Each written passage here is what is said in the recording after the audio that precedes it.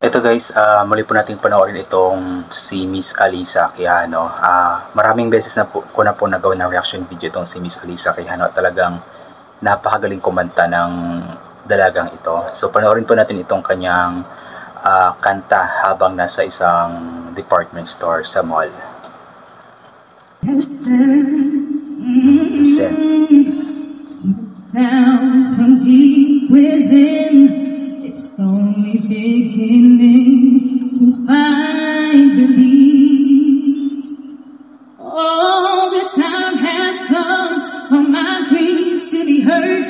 They will not be pushed aside and turned into your own, all 'cause you won't listen.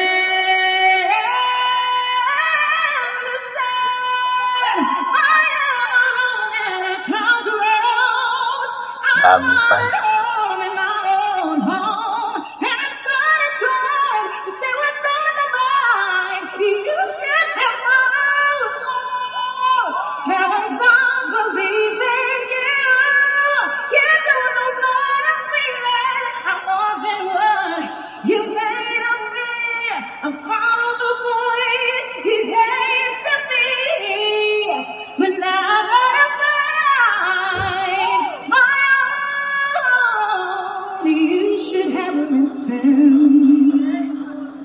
Galing.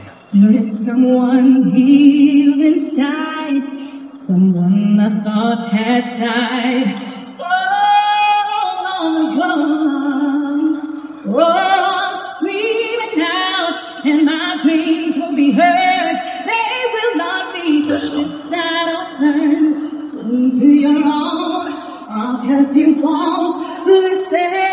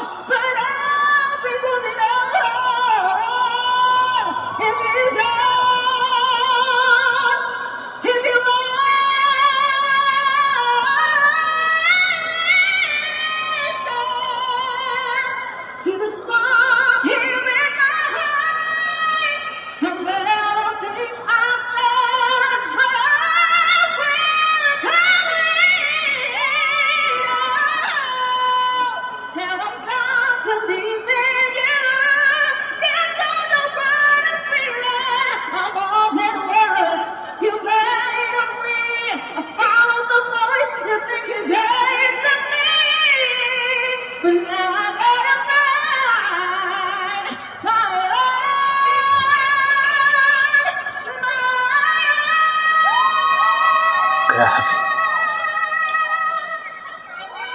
Nag-concert na eh. Grabe ka na! Kaya iya pa.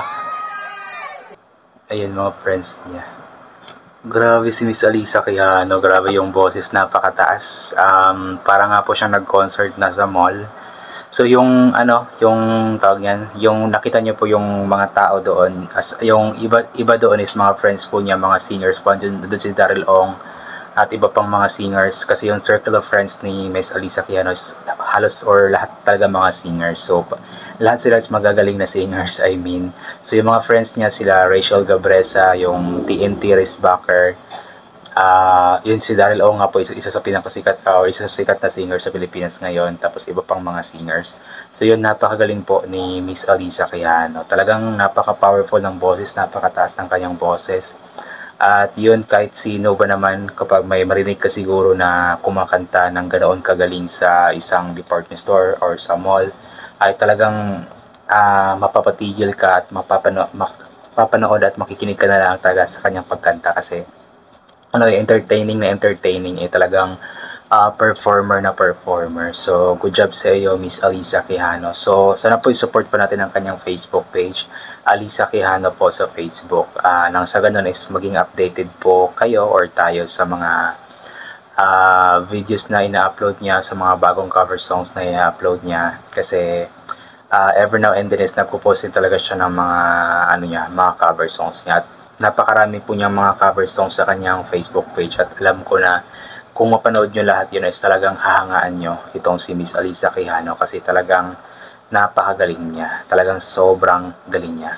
So, I am hoping din also na sana ay makita natin siya sa mga competition sa TV just like sa The Voice, sa Tawag ng Tanghalan, sa Singiling, sa The Clash, sa Tahanan ng Kampiyon or Tanghalan ng Kampiyon or sa kung anumang mga contest sa TV nang sa ganon is mas may bahagi pa niya sa mas nakakaraming mga Pilipino ang kanyang talento sa pagkanta kasi nga napakagaling talaga niya. Talagang masasabi natin na ang mga Pilipino talaga is given or gifted na talaga siguro pagdating sa kantaan. Hindi naman lahat pero at least or at most mga 90% siguro magagaling kumanta, magaganda ang boses just like Miss Alisa Quijano. Kaya sana suportahan po natin yung sariling mga kababayan natin na mga talentado kung paano po natin sinusuportahan yung ibang mga artists sa ibang bansa just like mga K-pop artists, mga American artists, Canadian, Australian at iba't iba pang mga artists sa buong mundo. Sana po ganoon din po yung suporta na maibibigay po natin sa ating sariling mga kababayan na mga magagaling talaga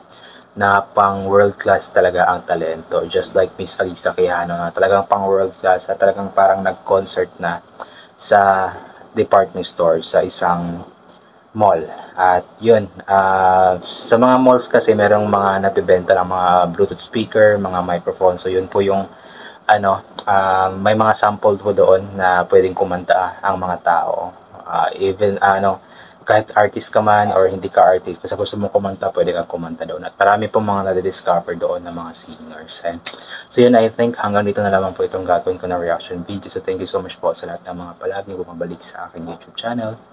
Inuulit ko nga po palagi na galing po nating madasal, mapasalamat sa lahat ng mga bagay na ating natatanggap kahit na hindi po natin ito hinihingi kasi nga po lahat ng mga bagay na meron tayo ay kaloob sa atin ng ating Panginoon at wala ang mga bagay na ito kung hindi dahil sa Kanya.